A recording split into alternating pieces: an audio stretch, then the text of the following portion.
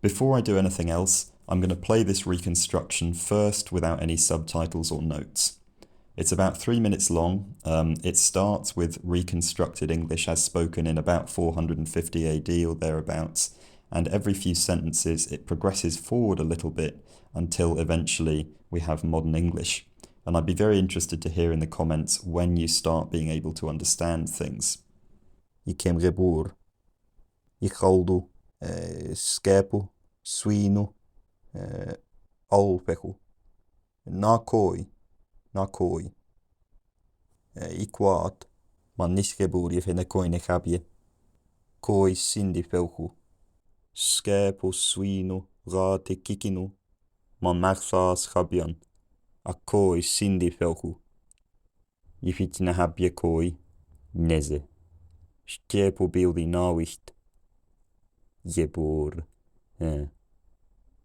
Somewhere halde de reuze, Elias nawicht. Sod liceane rosu. It was civil day sa his reuze sturvun. Him were on all sa dagas grim. Ekich reus hebbe, between tham huse on tham felde. Glioda no mane ros. Neze, chicken henom. Ach, glioda is raud fool. He mei reus neumann. Ak na ky, na shape, na gat. It is long winter. The ground is cold.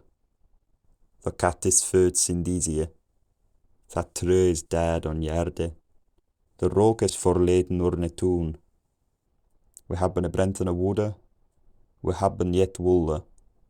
We hebben on god hoes. We hebben many fields. It was born in a cité. No wolle kalle dat nicht. En gees waren seen, only fed above.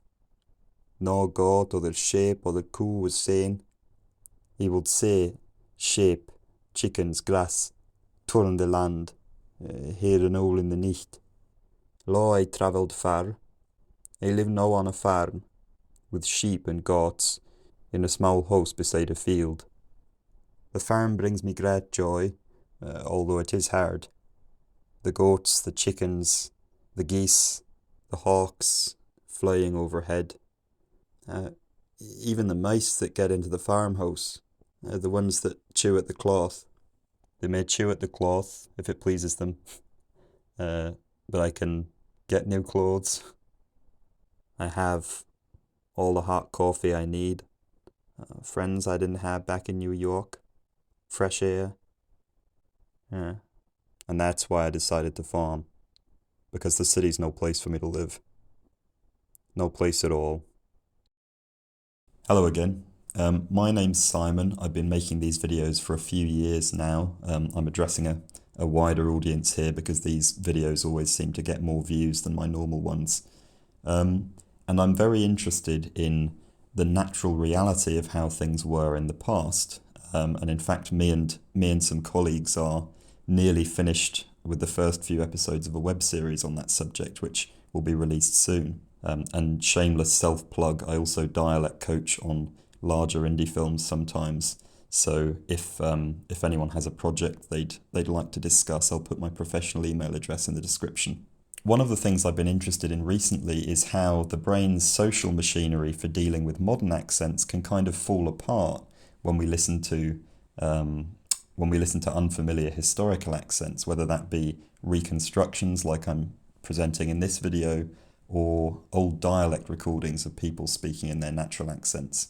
I think that hearing the gradual progression of accents, as in the reconstruction, might make it easier to imagine how accents naturally and organically diversify and branch off from each other, rather than just assuming that they kind of grow out of the soil in whatever place they happen to be spoken.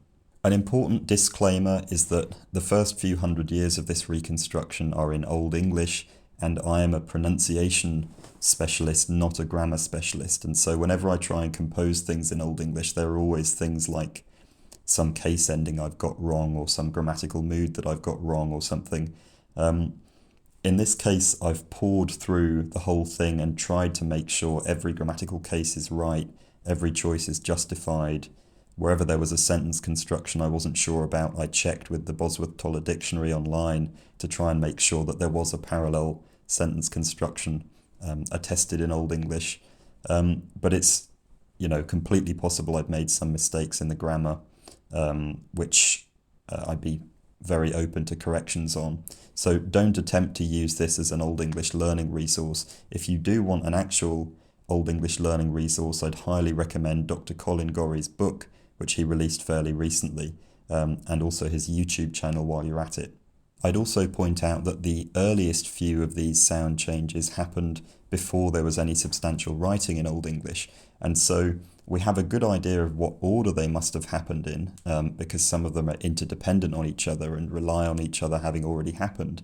But we don't know exactly what years they happened in or centuries they happened in. So, we can tell what order they happened in, but we can't necessarily staple that order onto an actual timeline. So if there are any specialists in prehistoric Old English in the comments, I'd be very interested to hear where I might have got certain things wrong or where interpretation might differ.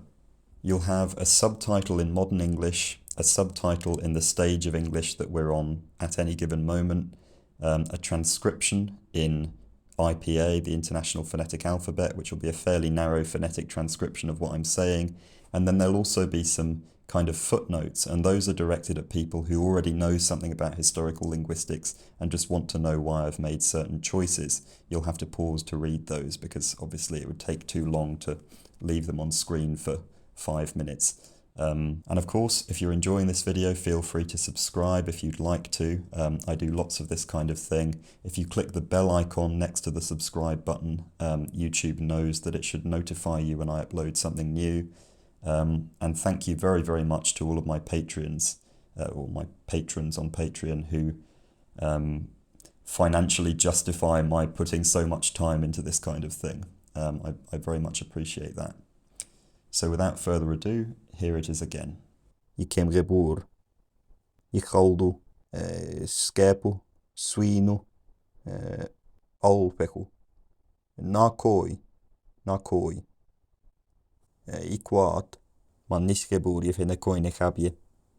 Koi sindi pelku. Skepu, swinu, rate kikinu. Man magsaas gabjan. A koi sindi pelku. Je fit na habje koi. Neze. Skepu bildi nawicht. Geboren. Somewhere halde de reuze, eljes nawicht. Sod liceane rosu. It was civil days a his reuze sturvun. Him were on all tha dagas grim. Ekich reus hebbe, between tham huse on tham felde. Glioda no mane ros. Neze, chicken henom. Ach, glioda is raad fool. He mei reus neuman. Ak na ky, na sheep, na gat. It is long winter. The ground is cold. The cat is föds in diese. The tree is dead on jerde. The rook is verleden nur ne toen. We hebben een brentene woede. We hebben jet wolle. We hebben een goed huis. We hebben manifeldes. It was born in a cité. No wolle kalle dat nicht. In gees waren seen, only fed above. No goat or sheep or koe was seen. He would say, sheep, chickens, grass, turn the land, here and all in the nicht. Lo I travelled far. I live now on a farm, with sheep and goats, in a small house beside a field. The farm brings me great joy, although it is hard. The goats, the chickens, the geese, the hawks flying overhead. Even the mice that get into the farmhouse, the ones that chew at the cloth.